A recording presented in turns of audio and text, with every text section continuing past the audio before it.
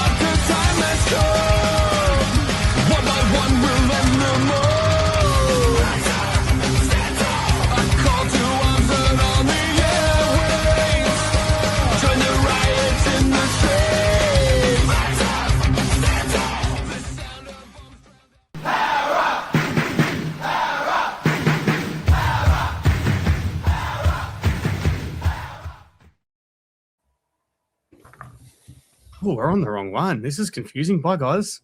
Hello, and welcome to another Tuesday night and another professional podcast, of course. This is the Station Hotel Parra Leagues live show. Firstly, thanks to our sponsors, Beach Jerky, Eurowork, Bay Vista, Spot On Hose and Fittings, JD's Buyers Agents, Exvisory, Parra Leagues, Archibald Racing, Time for a Chat, Crown Property Finance, Riverside, Brewing Co., Nonstop Landscape, CMS Trophies, and, of course, the Station Hotel. I was so distracted by Hayden getting shit out of his teeth that I missed the start. But here we go. We are on. We are going. We are fired up. We got a win, an unexpected win, that's for sure. Look, I tipped him because I always tip Parramatta, and I thought we could at our best get it. But let's be honest, after that first half, how quick that play the ball speed was, I thought the Cowboys were really going to run away with that one. But we stayed in the fight, somehow stayed in the fight. Man, he scored 6 tries to 5, took it to Golden Point, and got the unlikely 3-point Golden Point win, which we'll probably never see again because that'll be a rule change for sure coming up. First of all, we'll go to the man Hayden, who is matching with Jack. Fuck, I'm having a shocker, eh? Honestly, I need this. Is it time for Troy to take over or what? Oh, no, we're not that low yet. But I need this magic round break. I have been working that much. I just need 3 days off to sink piss and have fun. I've actually got to work on Monday when I get back, when fly back at 6 o'clock on Monday morning, but I'm keen. So, firstly, Hayden, mate, the game on Friday night, how was it? How'd you feel about it? How excited are you? What's going on with you and Jack? Yeah, mate. No, very exciting on Friday night. Obviously, matching with Jack, we got the shirt and the hat, so we had that second order out for merch, and we're just modelling it. It's free promotion from Talking Parra here tonight with myself and Jack. But, yeah, so the game on Friday night, I thought a lot of players stepped up and played their best footy. Some great inclusions and, digging deep. That's something that Parramatta haven't really done. It was a great win against Brisbane earlier in the year, but even though that game was sort of tit for tat, this was the first game in a while where the boys really dug deep. And considering our injury concerns, I take it with a grain of salt that this is a big win that can potentially kickstart the season. Yeah, for sure. Jack, your thoughts? Oh, mate, it was never in doubt. Cowboys can't beat us. Like, when was the last time you saw Parramatta lose to North Queensland? Like, obviously, Mitchy Moses to slot the field goal. It was always going to happen. And he's just that good when it comes to playing in Queensland.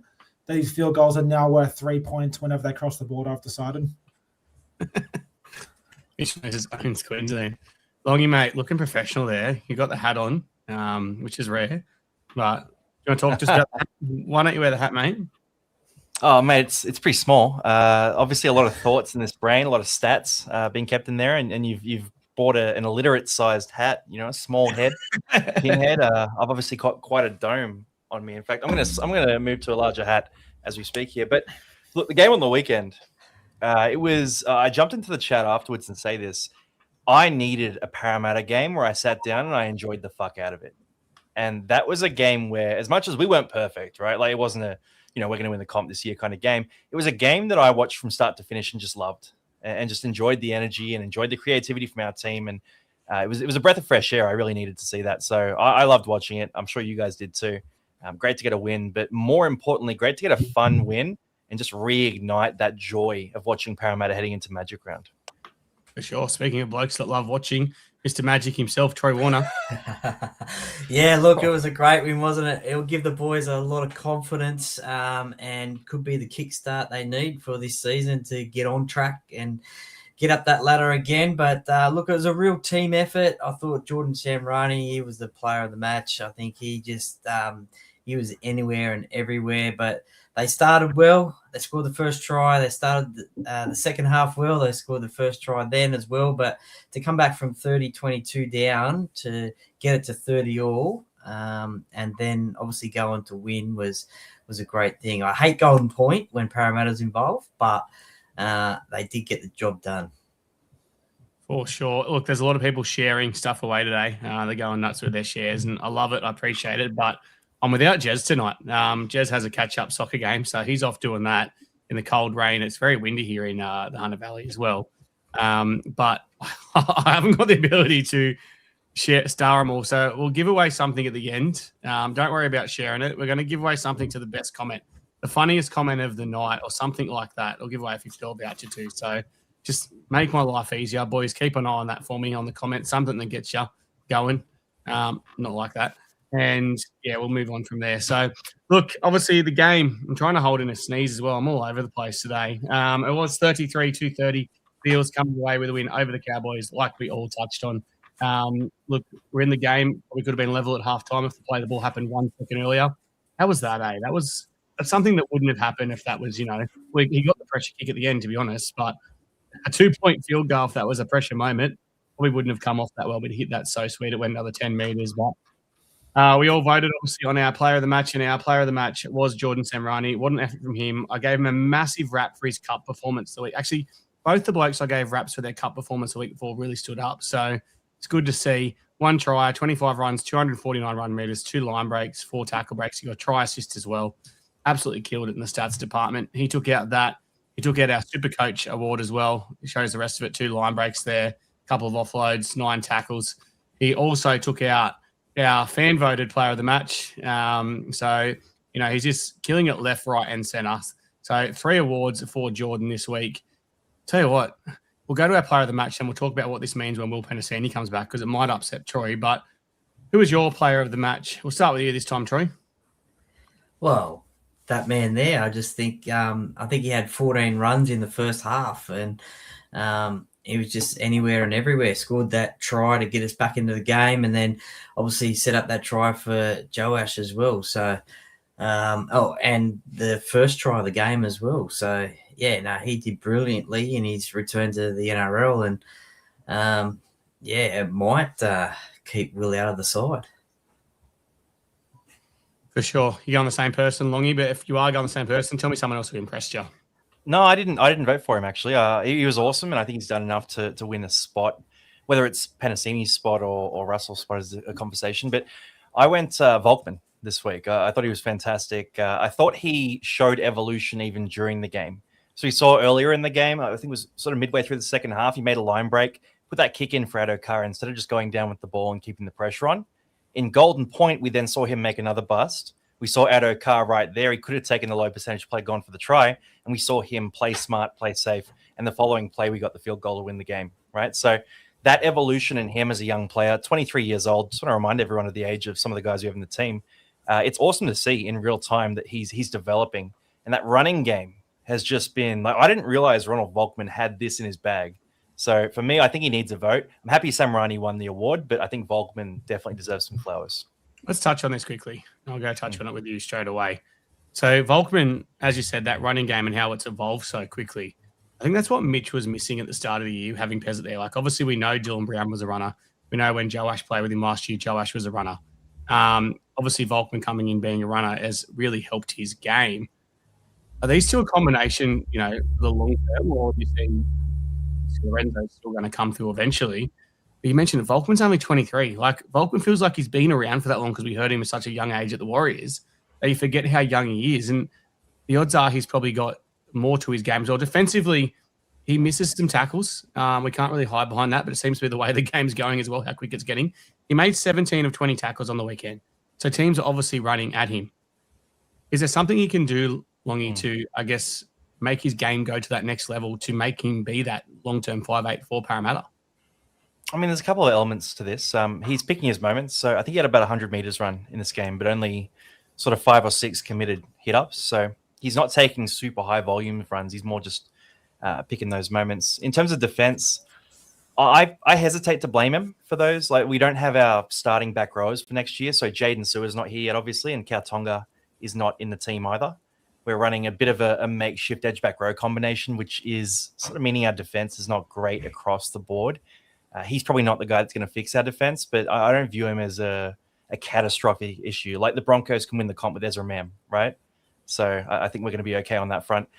In terms of the running game, though, it's just picking more of those moments and just continuing to play that style he's playing right now, where he's not overplaying his hand, but he is taking his opportunities there. And I think he's getting more and more respected as a ball runner by defenses, which is going to open things up out wide too. So I like him. I'd keep him in that spot over Pez at 100%. You're right about Ezra as well. His defense is certainly better off the field than on the field. Jack, we'll get to your player of the match as well, but I'll ask you your thoughts on the Volkman performance and then go to your player of the match. Yeah, I thought it was great. That little chip over the top he did for Fox when we were on our line, that was absolute class. And in terms of his defense, like, there's not many 5'8" in the comp his size who can defend. Like, I can name a handful if I tried, and I'd still struggle to. And I think for the time being, if we've got someone like Jack Williams there on the edge, have him be that kind of Tony Carroll kind of enforcer. If they're going to run traffic on him, fucking shoot up, I can lay someone out so they don't want to do it anymore. Because to be honest, the fact that he made 17 or 20, I thought he defended worse than that on eye test.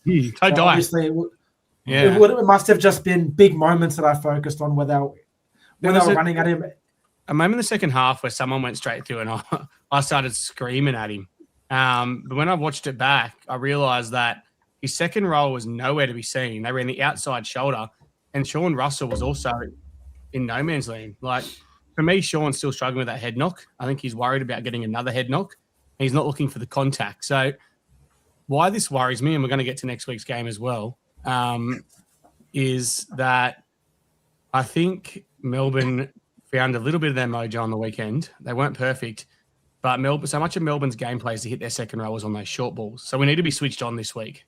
And for me, I just don't think our second rowers are up to that to protect a young Ha. So it's hard to judge Volk based off the rest of the year if he's the man for next year, knowing we're going to bring in better second rowers and have full strength second rowers there as well. And like, we're looking at it, he had Helam Lukey running at him for 80 minutes straight, who's one of the best ball hole running back rollers in the comp. Like, the fact that, like, although most of the points that were scored were down that edge, I don't think he did a terrible job. He does a really good job shooting up and trying to make that first contact. Like, he doesn't shy away from the contact. If he gets bumped off, like, he's not the biggest dude. And some of these back rows are fucking huge. So it's up to people around him to support him so he's not as isolated. That's what Melbourne's going to try and do, is isolate him like they did to Peasant in round 1. Yeah, for sure. Hayden, who's your player of the match and your thoughts on Volkman, obviously? Yeah, well, I want to add to this Volkman thing, and I think that with the speed of the game and the changes that I think you always talk over the top of me, it pisses me off. I think with the speed the Caxton on Sunday night, Hayden.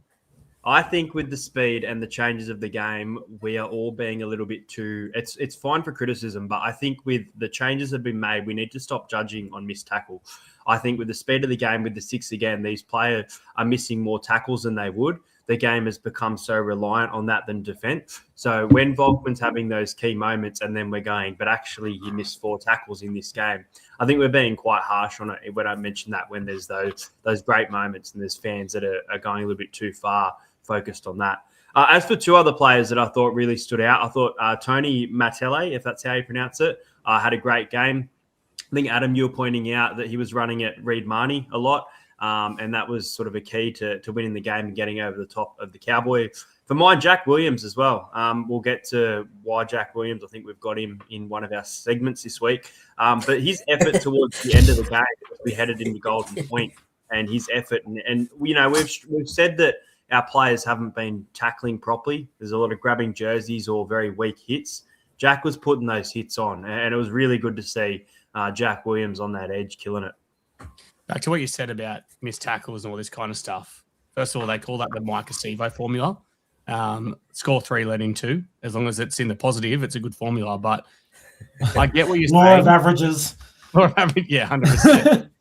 Also known as the Mike Acevo formula. Yeah. For me, as long as they're not leading to tries, I'm okay with it. And we're seeing, obviously, we'll talk about later, we're seeing Joe Ash do a lot of coverage because I'm missing a lot of tackles. And a lot of teams are, don't get me wrong. It's a stat that Longy did today. But if he's missing tackles close to the line that he can't defend, that's when it becomes a problem. Because the reality is we've got to tidy up our defense to win more games. We're leaking more points on average, I think, than anyone else. So obviously the Dragons will be close to that now. But what are we still averaging? We're averaging 35 before the weekend and we conceded 30. So it hasn't dropped by much. I haven't got that formula. But you know what I mean? So that's where it becomes a problem. Troy, let's get to your thoughts on Volk and then we'll move on from that little side of that. Well, I think he's been the player of the team for the last 3-4 weeks, I think, to be honest. He's just gradually getting better and I think more confidence with the things that he's doing. So Jonah will find it hard to get back into this side. I'd keep Volkman in the side whilst he's playing the way that he's playing. For me, Jonah only comes back when Mitch plays Origin. So, you know, and we're lucky that we've got the Origin period. I think we've got 2 buys for games 1 and 2. I'm not sure who we play before game 3. If someone wants to look that up and let me know. Hayden, you can do it so you can interrupt me. Adam, can I drop something in too? When we're talking about Volkman's defense, it's not like we have Dylan Brown in reserve grade. Like we're bringing Ezet back in, who made some. I'm not going to say he made business decisions, but there were moments where the physicality wasn't there in defense for him. When we're looking at like, it's tough as well when we're comparing Volkman to former Sixers. There's not many Sixers who were as good as defensively as Brown. So we can't really hold everyone to the same standard. Let's look at a comparison to Mitchell Moses. Mitchell Moses made 12-15. He missed 3 tackles as well. And once again, I'm not blaming either of these halves. I'm blaming the second rowers because the best second rowers in the game protect their halves. And that just didn't happen. You know, we could look around the comp. We have Kelmore as our back rower who's got the decision-making of... Yeah. So is it? Yeah, before. South before, is it? South before Manly backing up for Origin, it looks like. Yeah, right. Okay. Yep. Cool. Yeah. So, I'll say too, missed tackles, overrated stat. Like, there's a lot of times where Moses will come out and he'll stop a player. So he used to be. Remember when he first came in, he was a very average defender.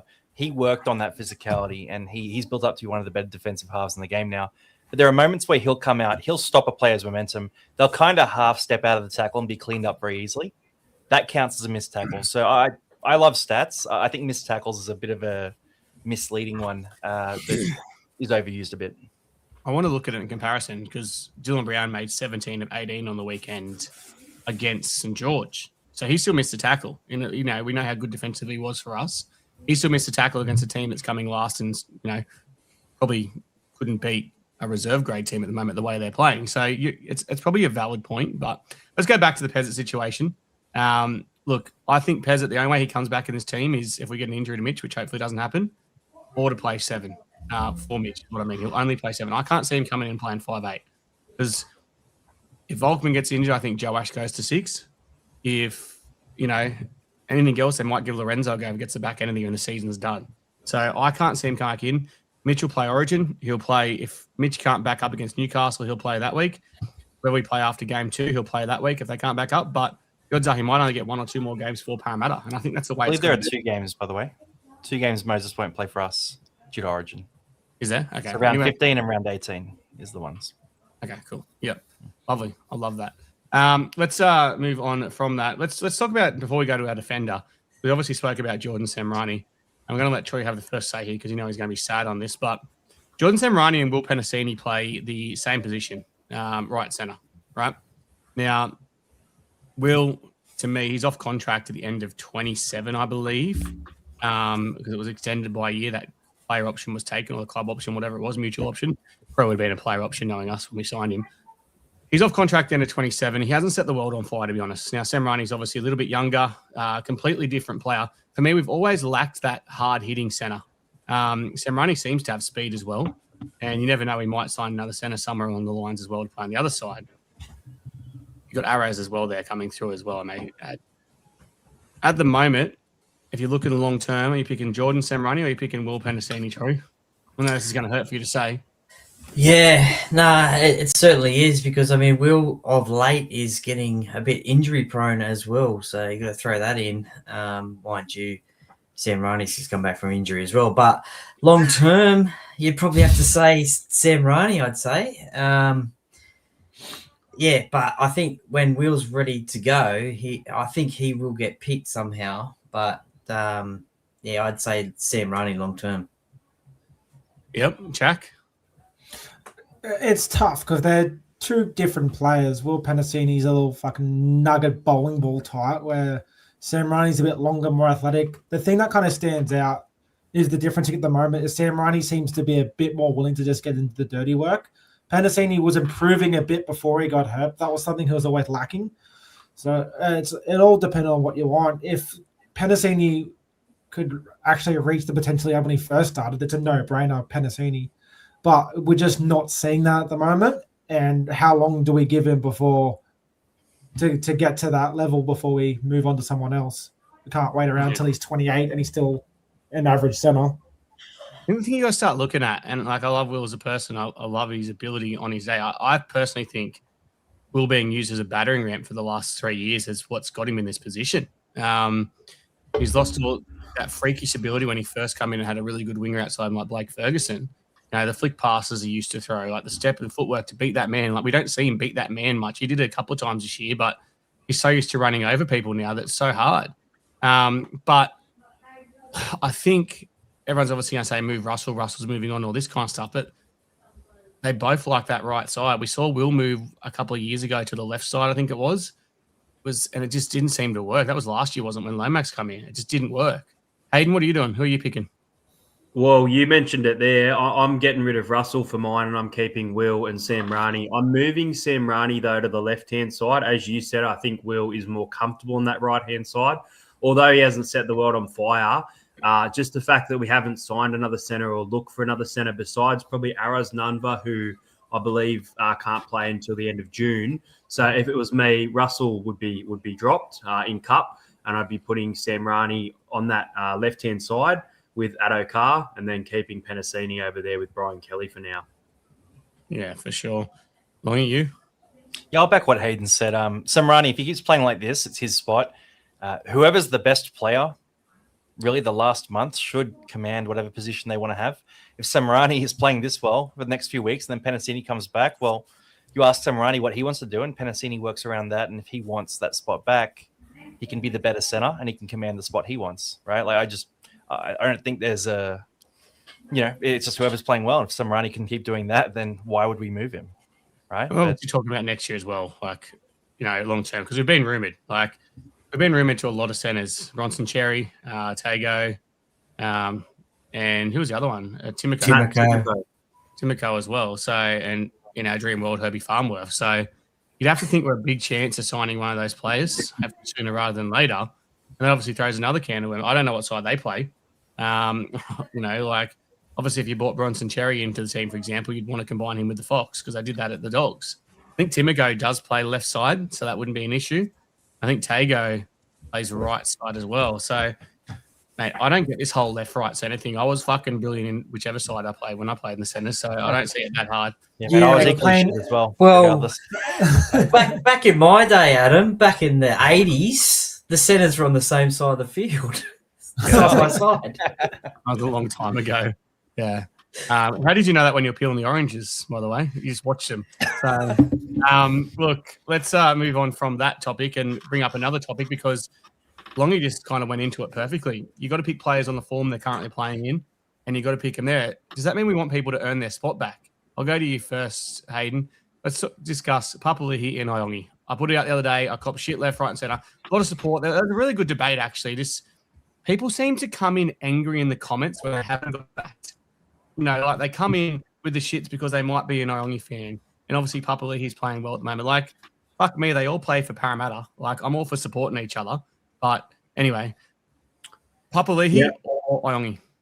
Well, I love both of these players. For me, I've got Iongi at the back once he comes in. But you made a good point earlier in relation to Pezzett playing 7, and that scared me because if Volkman and Pezzett is in the halves and Iongi's back, where does that put Joash Papali'i in this team during that origin period? So you made me think just about what you're asking now for the comments. Please don't say what you're about to say. Oh, God. Go say it. What am I about to say? You're about to say where Mitch is in origin, you're going to play Volkman at 7, you're going to play Joash at 6, and Iongi at fullback. No. I was going to say from Jason Ryle's point of view, what you said is most likely what's going to happen. Pezzett is going to be developed in that 7 for a couple of games. Iongi back from his injury. Volkman retains at 6. How does Joash Papali'i fit in this team? And we're having this argument about who could be the fullback, and we all have different opinions. But from Jason Ryle's view, I feel like Isaiah Iongi gets it, and it scares me with what Joash is going to be for the second half of the year. Jack, your thoughts?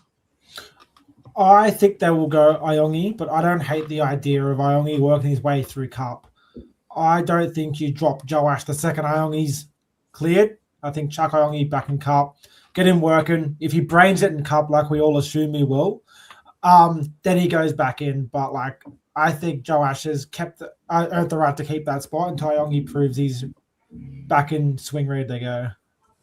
Well, you obviously backed it up with a bit of stats today as well. Let's see where your head falls now. What are you thinking? I mean, I love Joash, right? And, I'm just a fan of him. But, those numbers are crazy. The try assist count, he's got 6 try assists in the last 3 weeks. I couldn't find a fullback who had 6 the whole year, right? And people are going, it's because Parramatta's defense is average. He's making a lot more tackles. Well, I looked at the Dragons. I looked at Gutho. I looked at Sloan. Gutho is meant to be a defensive fullback. I didn't see those numbers there. So I love his defense, but I can't go past Yongi's attacking ability. And if we're going to be a team that can throw a punch in a big game and, be a contender, we need to be a good attacking side because we're not going to lock teams down defensively. Found a few stats here too. Tackle breaks per game. Yongi is top 12 in the league. He's our team's leader for half breaks as well. So there's a little popping his head through the line during momentum, that sort of stuff on the sweep.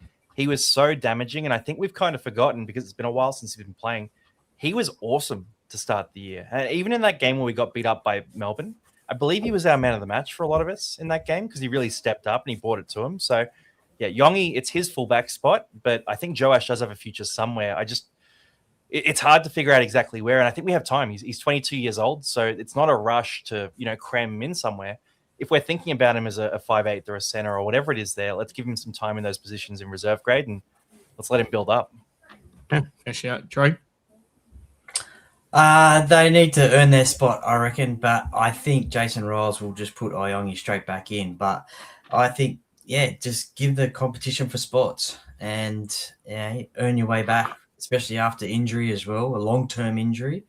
Get back in New South Wales Cup and then show yourself. And then if he blitzes it, well, then he'll come back to first grade, I guess, in fullback. And then Joash does he go a 14 role? A bit of an impact. Are we underrating Yongi here? I sort of feel like the conversation has him a little lower than what he is. I'm not underrating him. I just think the problem we had for so long at Parramatta, especially under the Brad Arthur days, players weren't not held responsible for bad performances, but made to earn it as well. And for me, we're not talking about Ongi being a 10-year fullback that's, won 3 Dally M's and, won a couple of competitions and come to Parramatta. They're both rookies in a way. And when I'm looking at it from a defensive point of view, and that's what I've been watching for so long. We talk about how quick the game's got and missed tackles and stuff like that. For me, we're so much better organised and Joash is doing so much more in defence. Look, I only had a great start to the year attackingly. I never come out once and said defensively he was good. I'm still a firm believer, even in the modern game, defence win matches. I think the more the year goes on, the more the game's going to slow down, right? And if we're in at the crunch end of the year, which we probably won't be, but if we are there at the end of the year, hopefully we are, right? That's when the game's going to slow down quite a bit, and we're going to need that defense. So it's a hard one. Here you go. Michael's just come straight in. Would you make Moses play in Cup in his return? No, I wouldn't, because I just said it. Because Moses is a 10-year player, you know. Adam, can I throw a counter at you here? So I think we're a different team, right? So you come into now, and we've got Talon de Silva. He's discovered some form, right? And even when Riley comes back, he's going to play a bigger role now because of that form. You got Volkman, who's playing a completely different style to what we saw from Pezzett. And like at the start of the year, what we saw was Moses and Pezzett were both just sort of passing the ball on quite a bit. Moses has found that running game too. Like I think Yongi off the back of that could be unreal. I think we have to be a strike attacking team, and the new rule changes are all built towards those strike attacking teams. I'd love to be better in defense. I just don't think we have the troops to do it. I kind of think we have to play the hand we've been dealt here. So I'd go Yongi for sure, man. Let's wait and see. Let's wait and see what happens. Like, look, what I will say is I'm pretty sure that Yongi was right to come back this week. He's not named in Cup. He's not named in NRL, but he's also not named on an injury list this week. He told me by next week, right? So yeah, so he told me at when was our last game? The Warriors game, he'd be right for Magic Round. It makes sense to obviously give him that rest at Magic Round, give him that extra 2 weeks off to recover, but an element of that could be they want to see what Joash can do this weekend. I don't think Joash has hit his form attacking yet, as everyone said. You know, like, yeah, he got some try assists and done some stuff. I think he's got another level to go to, because everyone's talking about how much better Iongi's attack is. So let's see what happens on the weekend, obviously, as well. But I'm sticking with that. I fully get it. It's a hard choice to make, and I wouldn't want to be Jason Riles or whoever else is making the calls there as well. There's obviously, you know, your assistant coaches and your football manager and all this kind of stuff. But it'll be certainly an interesting one come into that. But we can open up another can of worms, talk about Riley and Talon. It's only been one game, but you know, Talon killed it on the weekend as well. So Riley might have to go back to 14. It's obviously different with 2 hookers and a 6-man bench, because you know that they're both going to get a run. But let's move on. Fuck, we could have been there for hours talking about that. We've done 32 minutes to start with, and we haven't even got to this yet. So let's go to positive. It's good. Yeah, no, people are loving it. Keep going in the comments. I'll try and bring more of them up. Obviously, our top performers, I said Semrani and Kelly killed it. We probably haven't given Kelly the flowers he deserves on the weekend as well. Semrani outshone him, but Kelly was brilliant. Kelly deserves a rap for that quick play the ball and that run for the last try. Absolutely killed it, which was brilliant. And yeah, pretty much Semrani was in everything, wasn't he? He topped the runs, topped the run meters, scored a try, 4 tackle breaks, 2 offloads, Volkman as well. Obviously 5 tackle breaks there, all in the second half, I believe. It was great to see, obviously, the top performers. Quickly, Hayden, who impressed you out of those top performers that we haven't spoken about? I'm going Fox. I think Fox's form has been okay, but I thought in the last couple of weeks he's had some quiet games. But to see him there on all those stats and the tackle breaks and the run meters, and we also have concerns about him still carrying that potential rib injury. So I'm going Fox for someone we haven't mentioned about who there shows good in the stats. Yep. Jack? I want to go to Silva. There was a lot of people who were a bit concerned about how we would look with De Silva playing 80 with Smith out. I thought his first half was one of the best halves I've seen attacking-wise from a 9. He was everywhere, super quick at dummy half. His defense wasn't too bad. I didn't see our ruck get that much worse than it has been all year. And he just brings so much more of an attacking spark than Smith. It just transforms how our attack looks, I reckon. Yep. Longy? What I noticed in this game was the Cowboys actually changed their strategy in response to what Talon de Silva was doing. So Tom McKaylee normally plays sort of 40 to 50 minutes, and they took him off after the 20th minute and only brought him back for the last 15 because he was too slow and because he was being exposed by Talon de Silva. So what Talon de Silva is doing right now for us is he's keeping slow, lazy, well, not lazy, but slower forwards honest in the middle of the ruck there, which means teams have to play a bit smaller against us, which I think plays into our favor. So, yeah, I saw the beginnings of something that might be there, and I'm keen to watch it again this week. Yep, Troy. Brian Kelly, he cops a lot of criticism, but the last few weeks he's just really done the hard stuff. Scored a try on the weekend as well, and as you mentioned, that play the ball. But yeah, geez, he copped some criticism, but he's been doing his job and he's done pretty well on the wing. I agree. And look, there hasn't been any criticism this week as well. Didn't make any errors, which is going to be great for his confidence long term as well. I want to give Junior a rap first of all. I thought Junior was huge. He's played 3 really good games out of his last 4. Obviously, against Manly, it wasn't our day and he wasn't the best there. But Tony Mate LA for me. I'm trying to do something here. I don't know if it's going to work, so I'm going to chuck it up. Apparently, you can do polls now. Look. So we can ask this question. Can people vote on that? Can someone please try and vote on that? Because I have no idea how it works. It's up. So you have to type 1 or 2 in the chat. That's how you vote. So you vote 1, type in 1 or 2. Who are you starting, Semrani or Penasee? Let's see what the fans think there as well. There's a lot of comments going on there. Then we'll go to That's the a cool feature. That's a great feature. They're like, it works. Look. Oh, How good. Can someone type 2 to see if it actually works? Troy, go type 2 if anyone in, but someone write 2. Someone please write 2. They're all writing 1. Oh my god. Never seen so many 1s before since schoolies. I haven't seen so many 1s. I haven't seen There's a 2. There's a 2. Yeah, it works. I haven't seen so many 1s since I've looked through Jack's ex-girlfriends. Anyway, sorry. Sorry, Jack. He's only seen 1. It's okay. Yeah, that was me. No, I wasn't talking about her. That wasn't really a girlfriend. It was a fling. Anyway, co-workers, we call it. Co-workers. All right, so that's obviously a no-brainer there. That's absolutely been killed. So let's get rid of that one. Semrani takes that out big time. I can hide it, and I can do a new one. I'm going to quickly firstly talk about Tony Matele. He was our young star of the week. I thought the way he got it read completely changed the game. Junior, it's whether it was someone's idea. I don't know if it happened at halftime. They come out in the second half and it's like a different team. It's like they remembered every time they played Reed Marnie that they literally got at him, frustrated him. He got hooked after 10 minutes of us running at him. The only reason he come back on was because, what's his name? Sonny Luke got injured. Sonny Luke got injured, exactly right. So the only reason he come back on, I think if Sonny Luke stays on the field, like we probably don't get that momentum. That was the first time this year we've won the ruck and the play the ball, which was fantastic to see. So, look, Tony obviously killed it. Got dropped back to Cup with some things to work on from the week before and absolutely killed it in Cup, ran for close to 200 meters and comes out and does that in 29 minutes. Like 119 run meters in 29 minutes. You boys obviously are in the chat with me and I'm just going, get him back on. This is the kind of player we need to be investing in for the rest of the year and giving more time. Because to me, he's one of the futures, and bring Sam Tuivasa in as well when he gets back from injury, which should only be a couple of weeks away, and good things are coming with those young forwards. Defender of the week was Jack Williams. Jack, obviously, 32 tackles, 94%, tackle success rate. There was obviously a few missed tackles there as well. For me, it was that final tackle on McKaylee. Was it McKaylee who was on? He took that tackle on Hayden. You mentioned it earlier. I can't remember exactly who it was on. It was McKaylee, Thomas McKaylee. Yeah. It was off the kickoff drop out where they probably would have gone on to win that game. And for me, Jack went to himself, you know what? I mean this respectfully, but against the Tigers, he obviously dropped that ball that led to them having the ball, and they end up getting the penalty goal, right? And he got himself in an excellent position because he's fatigued. He thought to himself, fuck this, we're not losing another game. We're not losing another close game. I've got to do everything I can to obviously fucking make sure we win this. And he did. And that was the result. So congrats to Jack. Obviously fantastic there. Troy, you got anything else to add from the game while I chuck up another poll for something?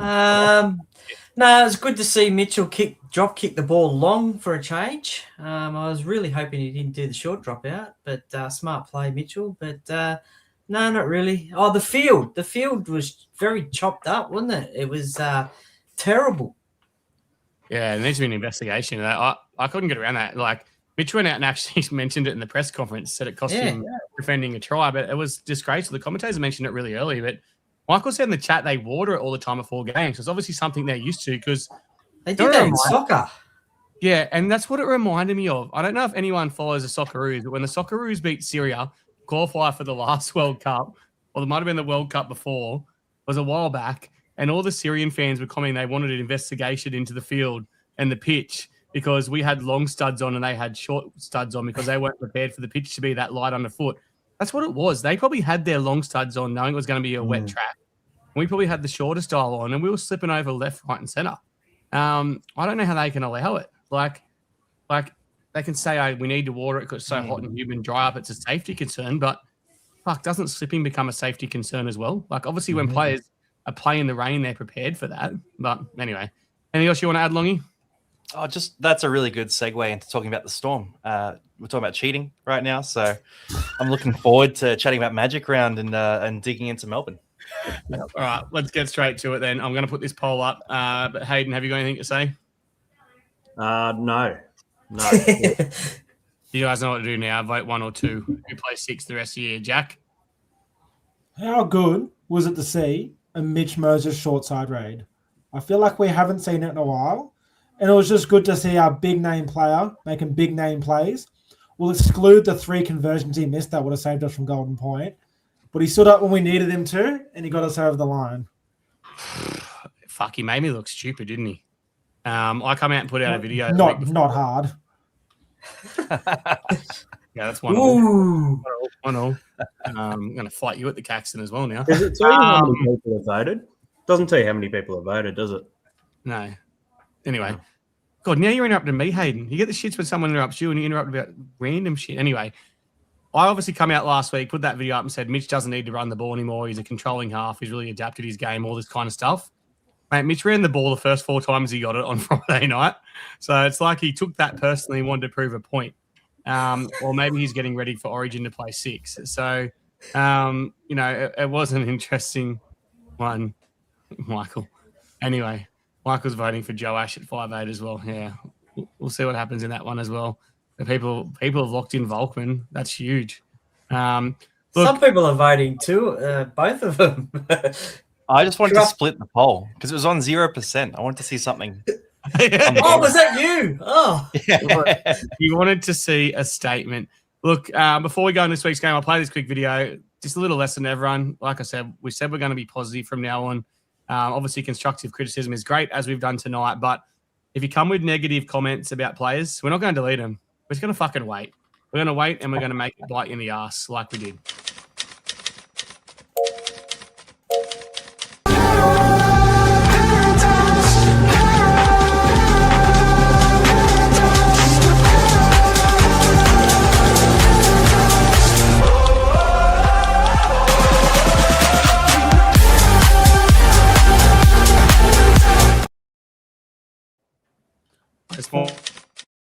I was more to sharpen my edit, to be honest. I was pretty actually fucking happy with that one. I thought it was one of my better efforts.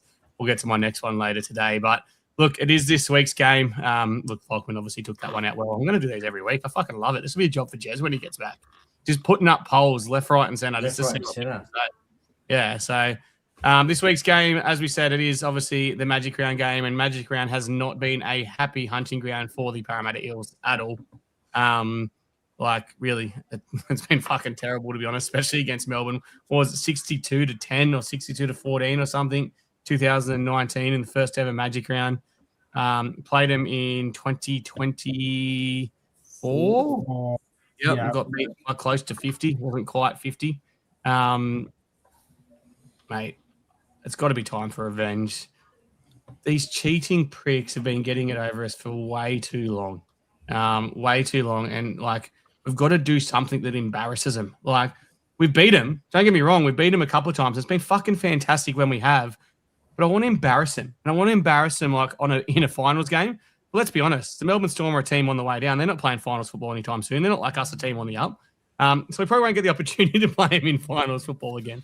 But let's spend the next 10 years out of finals. But for me, something like Magic Round, when all league fans are there, all league fans are watching, people hate Parramatta. People don't like Mitchell Moses, especially people in Queensland. But I can guarantee you the majority of fans that travel up for that game will hate Melbourne more. For what they've done over the last 20 years, they'll hate them more. So you think we'd have a bit of support on our back from other teams? I don't know who's playing earlier in the day, on the Saturday. Roosters and Manly Cowboys. Tigers are the first one. And then the Tigers are going to hate us. Manly won't care. Who's the 5:30? Roosters, Manly hates the Storm, bro. Manly hate the Storm, so they're not going to hate us. Yeah, that's what I said. And the Tigers, some of them will hate us, but like my brother, some of them probably support us as well. And then Roosters, there's no Roosters fans around anyway, so that doesn't matter. And all the Cowboys fans are actually Broncos fans who are waiting for their team to play. Yeah, that's it. So, we should be right. We should have a bit. All the Cowboys fans aren't going to support us after last week. Exactly. They're still in Townsville, man. It's all good. And 2022. Yeah, exactly. Yeah, still off our very backwards pass that led to the first try. Yeah. Let's get to Australia, baby. Before we get to this game, we'll do a quick little round table. Troy, why do you hate the Melbourne Storm so much? Well, because as you said, they cheat. Look, for me, it goes back to 1999 and that prelim final. Our former coach, Stephen Kearney, elbowed Jason Smith, took him out of the game, and nothing was said, nothing was done. And unfortunately, we let a lead slip, and look, we could have made the grand final that year. So it all stems from there. But obviously, 2009 as well, after finding out in 2010 what happened. But just the cockiness of the players as well, especially Cameron Smith. Well, he's not playing anymore, but yep, makes sense. No, Yep. I know, but like from over the years. So, yeah, just the cockiness. Yep. Longy? Yeah, I'll take the mic in hand for this one.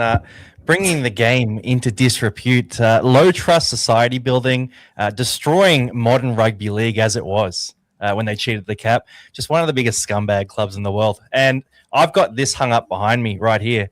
09 Eels versus Storm, half and half jersey, fully signed by both teams there from what was meant to be our premiership, but was robbed of me and of us by cheating of the Storm. So I look at it every day and I think, fuck, I hate the Storm. And hopefully this is a chance to really let them know. It's funny because the signatures on that jersey obviously mean fuck all because they're never seen by the NRL anyway. So all the other ones are actually signed. So, Hayden?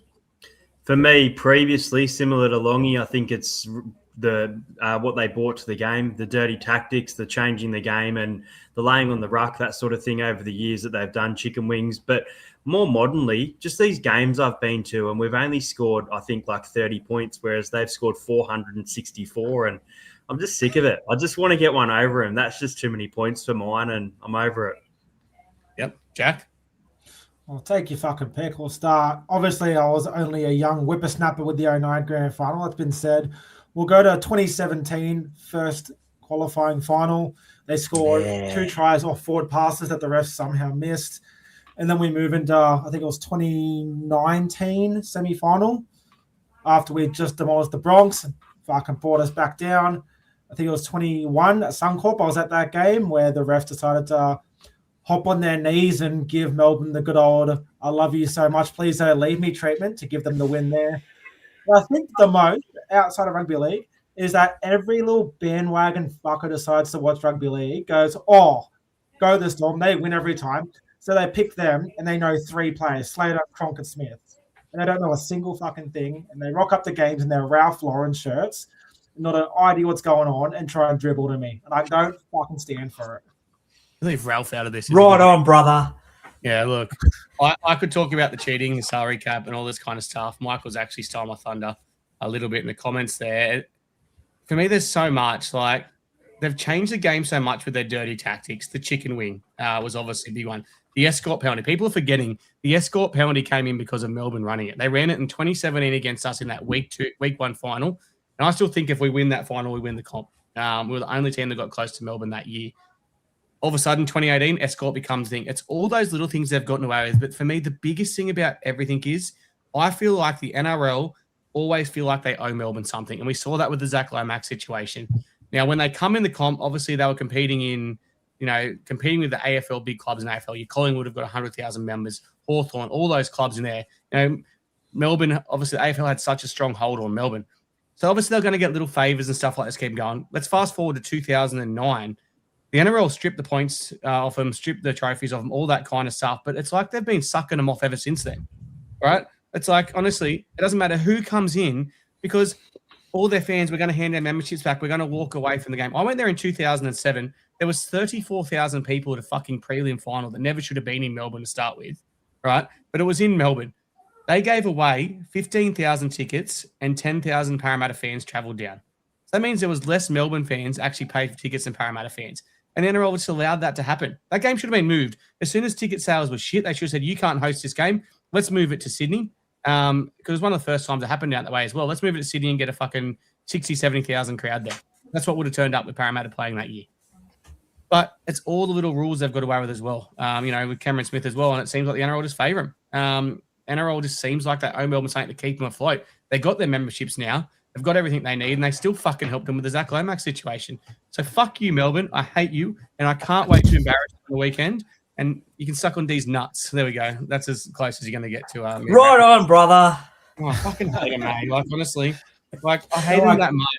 When we beat him every in time 2022, the you miracle of see Raystone, I cried. Oh, I love Raystone. I But like cried. you see fucking Cameron Munster do some fucking dirty little move and he gives you a little shitting grin and you're ready to throw the almighty of right overhands to the fucking jaw, knowing he's got a glass chin, respectfully, of course. I'm fucking sick of it. Yeah. It's different too. It's different to other clubs. Like we hate the Dogs, right? But I have so many fond memories of us playing the Dogs and like these great rugby league moments against the Dogs, right? Or we hate Manly, but it's a fun hate. Whereas Melbourne, I actually hate Melbourne. Like there's no friendliness about it. There's no handshake after the game.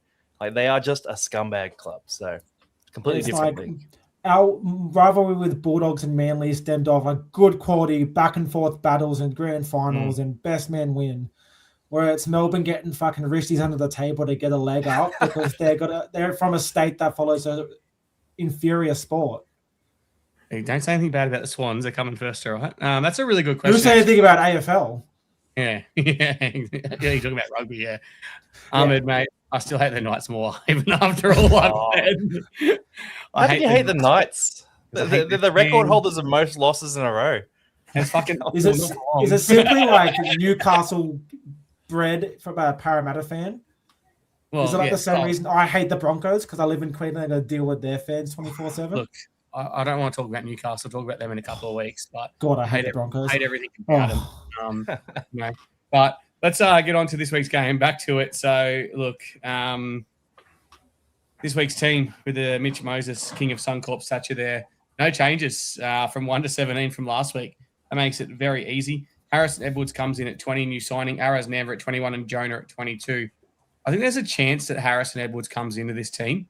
Cup play on Sunday at back at Parramatta or North. They play. Who do they play? North Sydney Oval. They play North Sydney Oval. There you go. I knew they played North Sydney. Play the Dragons. The Dragons, do they? They played North Sydney last week, didn't they? Yeah. Oh, it's the match ground thing on Sunday. It's beer, How food. fucking dumb is that, may I add? Putting that on.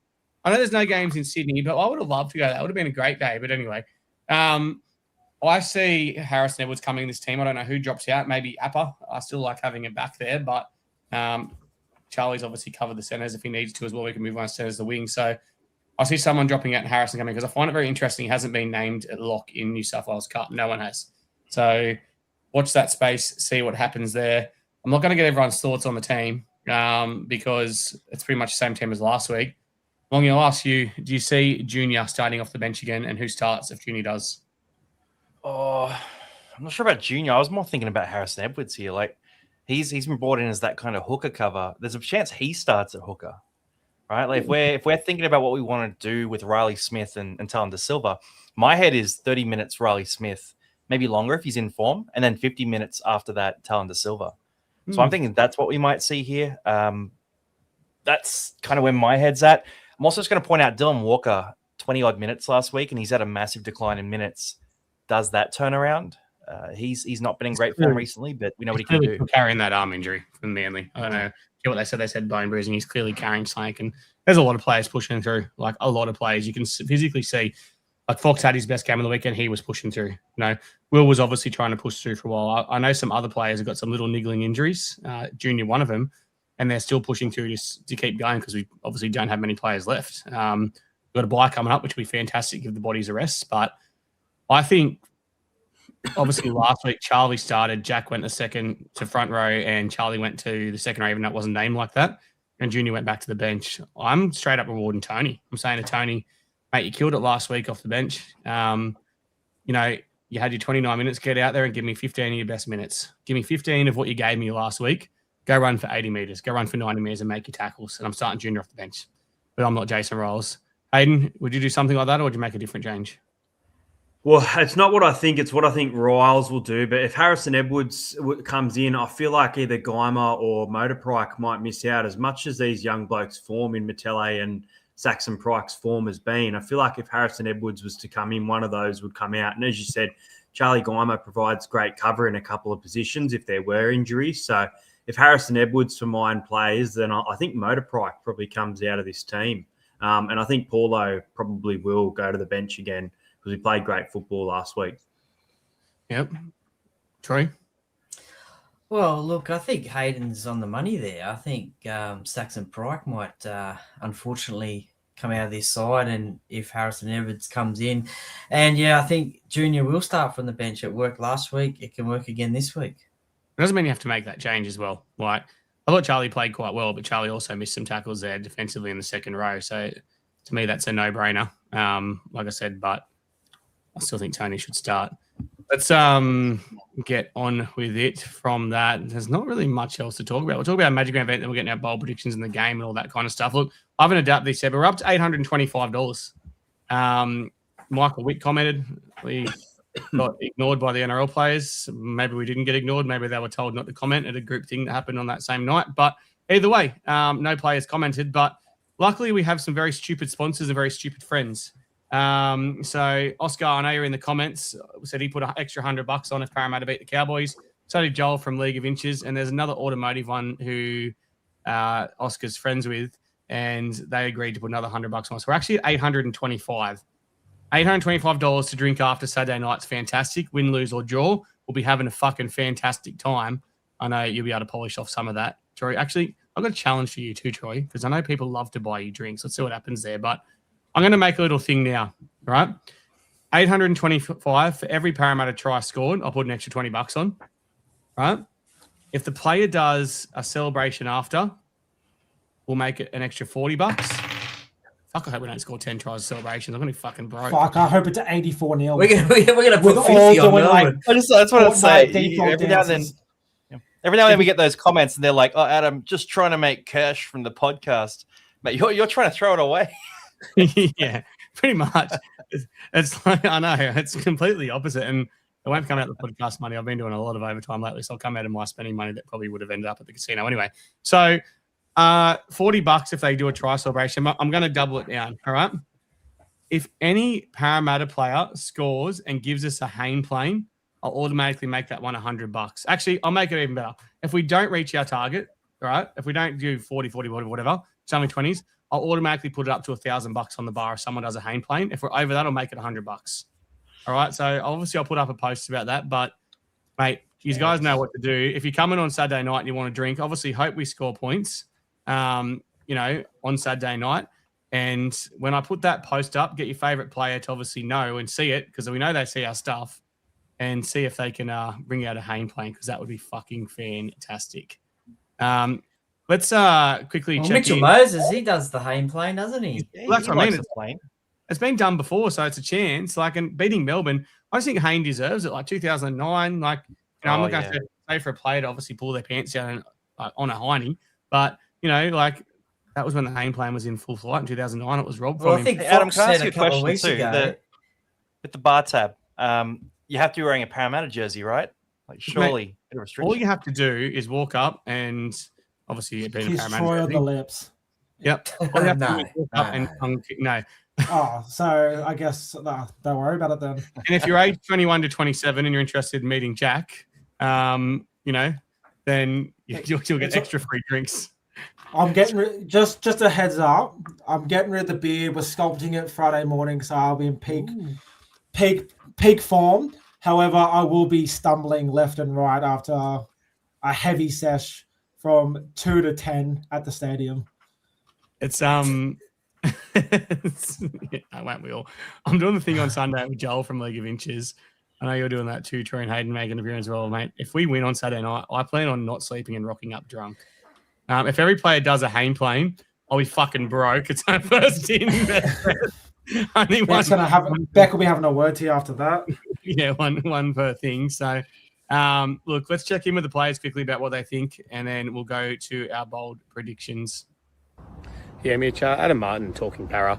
How do you feel when people call you the King of Suncorp? I'm pretty used to it, to be honest. Sean, do you think Mitch is the King of Suncorp? I think so. I think he's a great player. Yeah, Fox, you've obviously played a few games at Suncorp yourself. Do you ever think about Mitch being the King of Suncorp? I always think about it, Bow down to the king.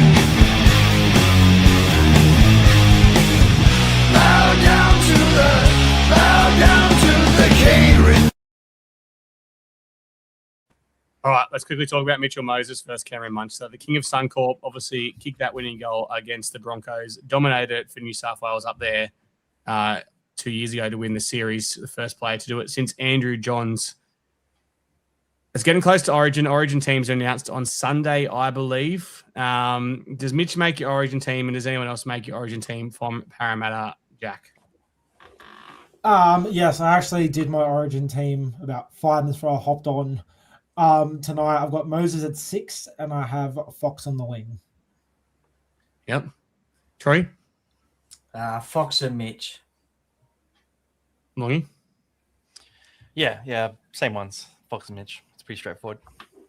Hayden?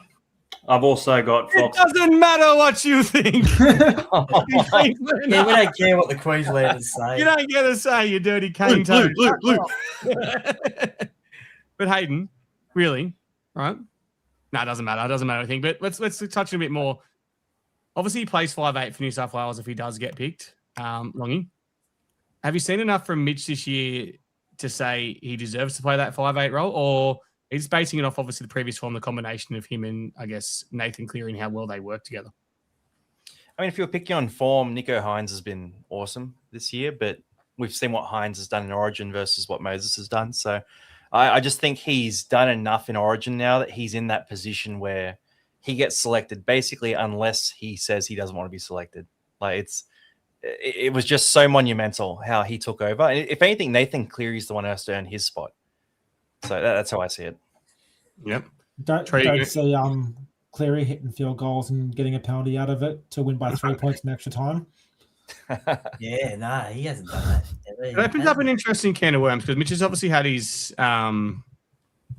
like troubles with injuries and stuff, and a lot of people want to say he shouldn't play Origin, he should concentrate in Parramatta, all this kind of stuff, and he's well aware of that as well. What's your thoughts on that, Troy? Do you want him playing Origin at the highest level, or do you want him concentrating on Parramatta? Yeah, no, I want him playing for New South Wales because he's obviously earned that right to play for New South Wales. And look, we have seen in the past what playing Origin does for players when they go into a winning team like that. They can bring it back to Parramatta as well and things like that. So, look, I don't think that we should be greedy and say, no, you can't play for New South Wales. Stay at Parramatta because you might get injured. Let's put it out to the fans, because I love doing this now. Adam's a cheeky little slut for a poll now. I think you just love covering Troy. That's fucking fantastic. I don't actually think about that. That's actually brilliant. And I can see young Troy over there as well. Troy before he hit puberty fucking 5 years ago. Hayden, I'll ask you this question because you're going to have a completely different process about it. Obviously, thinking about Mitch carving up Queensland is one thing because we know that New South Wales are a better team with Mitch there. But obviously adding that element of him getting injured, not playing for Parramatta, or is there a chance he comes out with a confidence? Is there a chance that Mitch hasn't been his best for Parramatta because he's known he's playing Origin for quite a while and he's been concentrating on just getting through to that. And then when he comes back, he can obviously focus on Parramatta and having that run to finals if we're still in a position. Well, let's be realistic. If we lost that game to the Cowboys the other day, we throw the cue in the rack and say the season's over. But now, potentially back on track. But from a realistic point of view, we are lower on the ladder. So sometimes we talk about players like Mitchell Moses, for example, not playing Origin and focusing the club, especially this year when we're that low. And Mitch's form has shown previously how good he can play during Origin. I believe that he deserves to. And I think we see a lot of players, especially from Cowboys, Bronco, even from the Panthers, for example, just coming back and playing great football after Origin. So definitely could go on a run, but for mine, he deserves the spot regardless of where we're sitting this year. I didn't know that I could. He's finding some more toys and some more fun. He's moving the pole all around the screen. I can make it do a Mexican wave. Look. Oh, wow. How good? Wait, can I while you're playing with that? Can I add to what Hayden's saying? The poll you mean? I reckon we don't want to set the precedent of being a club where if we're not going the best, players can't play Origin. Like, how would you sign an Origin rep player if that's the precedent we set? So send him into camp, let him play his full career. We want our players to get the most out of their careers, and that's how you get other players to want to come, right? That we're sort of bringing that out. If we do the opposite, we become cancerous to sign with. So I don't think there's really even a conversation here. He should be playing Origin. Really good way to look at it about attracting players because you're right. Like we've And attracted Jade Stewart, obviously, who's played for those Cane Toes before. Sorry, Jack. Have you say, mate? No, that's all good. I didn't want to butt in, but I also didn't want to miss having my say, so I was doing that little tightrope. Yeah. I want to say, like, we were in a similar position in 09. Hayne comes back after an Origin camp, brained it for the rest of the year, wins another Dally and made the grand final. Who's to say that after Moses playing 3 games for New South Wales, we win 50-0 each game? Yeah. He takes 3 weeks off talking Parra after the abuse he cops for going for Queensland. And Moses comes back, brains it, wins another Dally and we win the comp. Do you remember when we actually won that Origin series? Hayden missed the episode the week after. He 100% didn't turn up. He took Luai's advice. He didn't have work the next day. He didn't end up on the podcast. Sorry, Hayden. We'll stop. It's the only time of year we give you shit. Like, usually we're giving Troy shit. So let's move on from that conversation. We'll get to our bowl predictions. I'll hide the poll. It's gone. You can see Hayden's face again. I want to give Troy a challenge. Now, Troy, every time I go to Queensland with you, right, people buy you drinks. Like, every time. Like QR codes. Yeah, not just a QR code. Like, we'll do the QR code for you, but I don't want to make it that easy for you. Every time we go to Queensland, like at Lord Alfred or whatever, people walk up. Like, people love you in Queensland. I'm a man of the people, mate. They love me. They honestly love you. Like, I can't get over it every time I'm there. So I want to set you a challenge to look after you, right?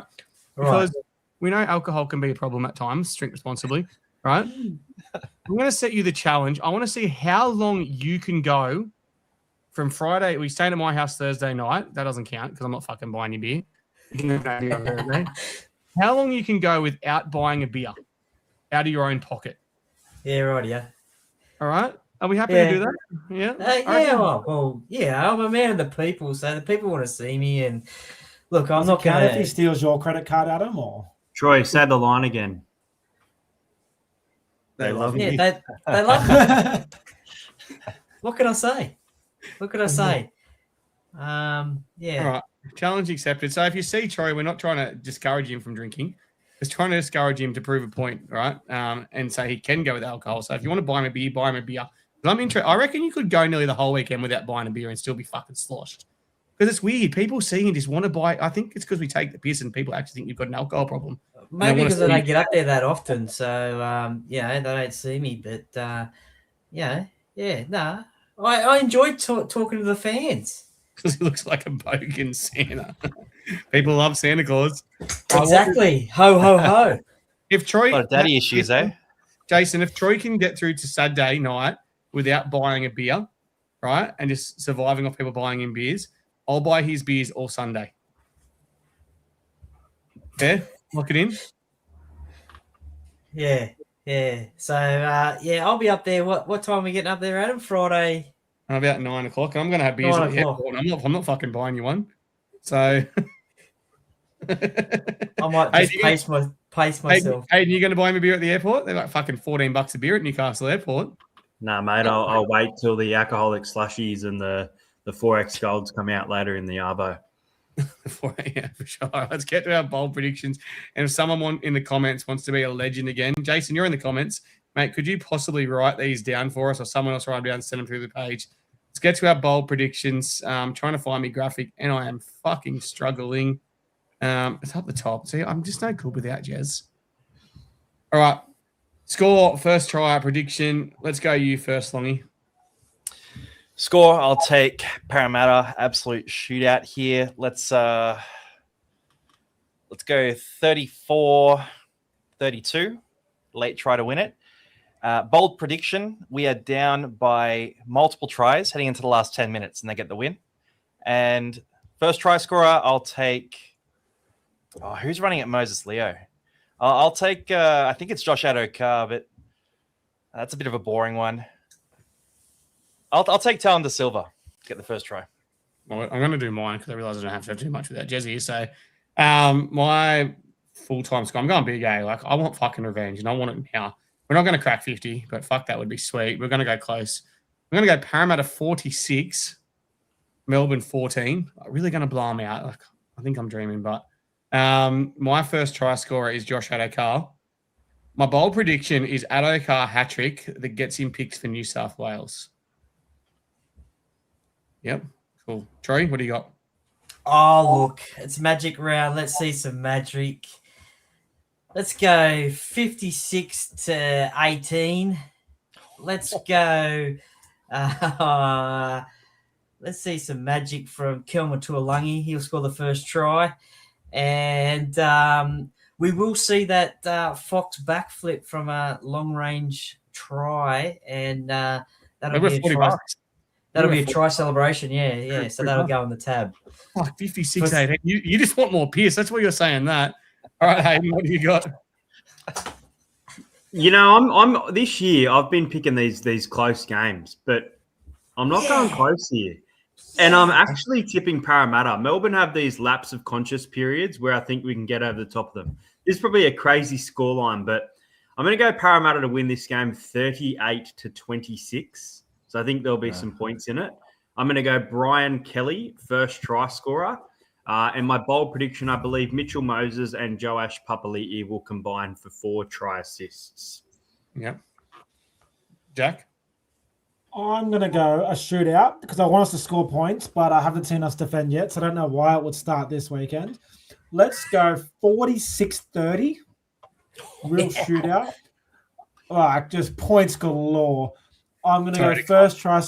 Yeah, pretty much. Just like hot potato from the start. First try scorer, I'm going to go Volkman. And my bold prediction, our 1, 6, 7, and 9 all get a meat pie. Ooh, I like it. Thanks to With whoever sauce? is gonna Yep. send. No, we're going to stiff it to Melbourne Dry. Can I ask a question too? How many total beers do you think the 5 of us will combine for on Saturday at Magic Round? All right, so I average about at least 4 a game at a minimum. Let's bring out the stats. 4 games. So That's let's- 2.5. 2.5. So let's go 4 for the first and second game, and then we're going to go 4.5 for the third game. So I want to clock myself at 16 on Saturday before Caxton. We're not going to Cax. Yeah, Cax Street Brewery. Yeah, got ya. Don't confuse people. People in Queensland get You're very the only easy. one confused here, mate. I know. I'm very confused. For anyone who, by the way, doesn't know, so the Caxton is right near the stadium. Caxton Street Brewing is a little like 100, 200 meters further up the road. It's across from Cracker Lord Alfred. venue downstairs area too. Yeah, across from Lord Alfred, where the Parramatta event usually is. If you've been to the Do Parramatta, they have Tooheys New there? no, they have their own Oh, brewery. I'm not coming. You'll drink what you bought, Troy. Yeah, exactly right. Yeah, exactly. I will. At that stage, you're probably fucking sipping some kind of fucking orange thing out of a straw anyway, with your head turned sideways. But look, for me, I'll probably have about 2 beers for the day because I don't drink much beer. I'll be on the vodkas. Depending. I love those slushies. I'm with Hayden. Oh, those slushies. Honestly, there is nothing that like kills me more at Magic Round than spending $16 a pop on slushies. But You they're know what? fucking I've never had one of them. They weren't at They're Magic good. Round last year, and it had to be an investigation. It was fucking ridiculous. But they were back. They were back for the Sun. We had them at Suncorp this year, didn't we, Hayden? Yeah, they're going to be there. I spoke to the people that were running it all. I spoke to the people I- that should be here. I said 2 years ago, I said I was very disappointed that they weren't there. And apparently they weren't there last year. They said, because we're premiers, we're meant to have these here at every match. So don't know if it'll be every game, but at least that Broncos Warriors game, we know there'll be those slushies. And I've averaged out that I'll be consuming at least 19 of those across the 3 days. So Yeah, look forward to it. I'm fucking real go. Also, shout out to Lachlan Carmichael who took the notes from the Yeah, predictions. so Jason. I've taken as a well. photo of that. Legend. Jason, thank you. If both of you want to send that to me, that'd be fantastic. So, look, let's get some questions in. Ask some questions, guys. Ask whatever you want to ask. We'll get to them. Before we get to that, and I'll come to them, I'll go to you boys quickly around the grounds. I want your best Magic Round memory and your worst Magic Round memory. Starting with you, Jack. Best Magic Round memory is getting Dylan Brown to sign the tattoo and getting Mitch Moses to stare at me like I'm the biggest wanker in the world the whole time it was happening. Worst My memory least- is seeing Dylan Brown to sign the tattoo. My worst Magic Round moment was watching Parramatta get 50 put on them about an hour after I met Dylan Brown and got him to sign the tattoo. Yeah. We know Dylan will sign anything if you present it in front of him, certainly on paper. Hayden?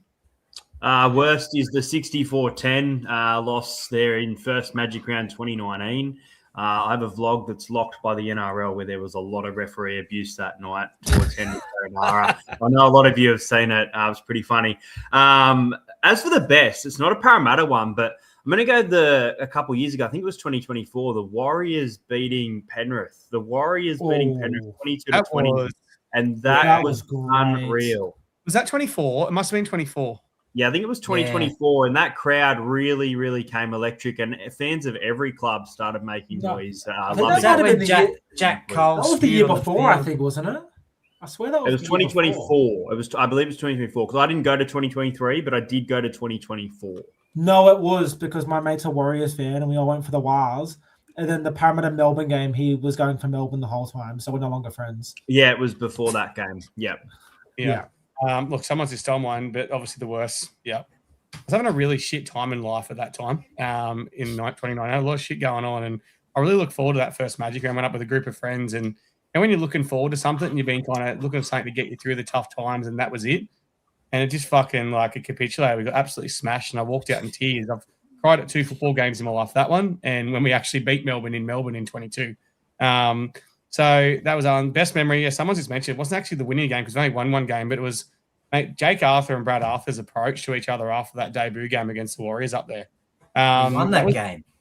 We did win that only Magic game we won. Yeah. Mitch was out. They come in. Funny enough, actually, Lucas was at the game. It was 2021, so that was actually Lucas's second ever game of football. Yeah, second ever game of football he'd been to, and yeah, it was obviously a baby, and yeah, it was just a great memory watching that. So yours, Longy? Yeah, best one. This is a bit controversial, but Brisbane obviously hosts Magic Round. Very, very cocky. Jack knows how cocky Brisbane fans are. They went into that game last year against Penrith, who were terrible all year and got absolutely belted, 32-8. Penrith absolutely touched them up. Now, I don't root for Penrith ever, but watching them all leave immediately after their game just made me know you guys deserve this. I love to see it. Get out of here. This is a New South Wales stadium. Suncorp's owned by Moses. And the worst, I'm not even going to mention, it's the Melbourne shit. Fuck Melbourne. We're going to cook them this week. That'll be a funny footnote in the win this week. So, yeah, we're coming in hot. I love walking out of the ground on this. It's usually like the Friday, Saturday night, walking up Caxton Street. There's always a New South Wales chant starts as you're walking out. It's guaranteed because everyone there supporting New South Wales has got Origin on their mind. Troy, I go to you? No. No, you didn't. I'll start with the worst. The worst, I think, was losing to the Titans up there in Magic Round. I think Kieran Foran had a game of his life one day there. Loffy had a hat trick. Yeah, I hate losing to the Titans. It's so embarrassing. Yeah, it's such an ick for like a Parramatta ick losing to the Gold Coast. Yeah, tragic. As for best, well, I think the best, I can't really split them, but I think it's just, turning up and meeting all the Queensland fans up there. I think that's he's trying to get free pizza already. I just really love the experience of being in Queensland with all the fans who just love footy. He's got all the fans. He loves them that much, eh? Like, honestly, you don't stop. All the fans love each other, and there's no real rivalries between the fans. It's a big family festival. It's great. Yeah, you've never done 3 days of big. Have you ever seen the big punch ups that happen nearly every year at Magic Round? Yeah, my first night. No. My first 3 days, I think, was last year. There's not that many good questions. I've got a couple of them. I'm just going to quickly go around. This is a very quick answer. The team you get besides Parramatta, the team you're going to support the most across the weekend, and the team you're going to hate the most across the weekend. All right, Jack, you first. Who are you supporting the most? What team that's not Parra? Just confirming, we're excluding Melbourne in this conversation. Yeah. Take that game out. The team I'm looking to support the most, the Wars. The team I'm going to support the least, the Broncos. Against each other, yeah. Yeah, I want Broncos fans to walk out and leave early so I can hurl abuse as they walk out. Sorry. I'll be supporting the Raiders because the bye's been in good form for mine. And then as for the team that I'll be hating that's not a game with Parramatta, probably the Bulldogs. The Bulldogs are falling down a cliff and gonna cheer them down, cheer on Cronulla. Fuck, the difference 9 months, mate. 9 months ago, you were cheering for him, and now all of a sudden you're cheering against it. You like how he wouldn't say which team he's supporting because he knew he was going to cop shit for it. No matter what team he said, someone was going to say something in the comments about wanting to have a jersey, all this kind of stuff. So how fucking good. Is there a free piss draw for the stadium tonight? $100 would be good for an 11-hour drive. Mark, I know you're going to be there. You got an invite to the event, and I know I'll see you at the Parra event before, but I'll buy you a drink. Don't worry. We'll make it happen as long as you buy Troy a drink because he can't buy his own. Longy, who are you supporting? Who are you hating? Yeah, look, the final game of the round, icing on the cake. We got the Panthers who can't do any wrong up against the Dragons who look like they learned what footy was after their games are played. So, yeah, I'm hoping the Dragons can get a win in this one, like a massive upset there. They've lost 13 in a row. It's a bit sad. And I think King Gutho, I just want to see him not exit the league so sadly. Like, obviously, we all still love the King. We love Gutho. I'd love to see him get an upset against Penrith at Magic Round. It'd be a nice little send-off for him. So I'll be rooting for St. George. I don't know if I'm going to put money on St. George at $11, but fucking tempting, mate. It'd be rude not to. We were Saturday night after a few free drinks. I might use the money saved to invest. Hear me out. Bet of the week: Dragons head-to-head. Flano anytime try scorer 51-1. There was a game against Penrith a couple of years ago that Gutho played. It was our last game of the season, and we were actually at $10 odds. They're at 11, but make of that what you will. All right, Troy, who are you supporting? Who are you hating? Well, I'm actually going to be supporting the Dolphins.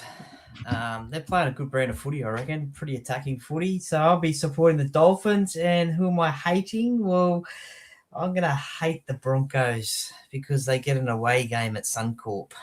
Again. Yeah, again. And the Warriors, I hope they can beat them. I think everyone's going to be ooh up the waz, said ooh up the waz at some time on Sunday afternoon. But for me, I can't go past this one. Once again, I have the honour and privilege of sitting in the Knights Supporters Bay on Sunday. Thanks to bloke organised the tickets. It means you're in the Knights Supporters Bay too, Troy. You're also there, Hayden. But you're hating the Knights, I'm guessing?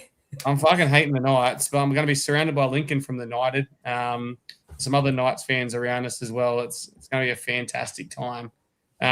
So, yeah, I'll be supporting the Titans. A couple of years back when the Knights played the Titans, I was in the Knights Bay and I went and got a Titans flag. Me and Joel were sitting there waving Titans flags in the Bay.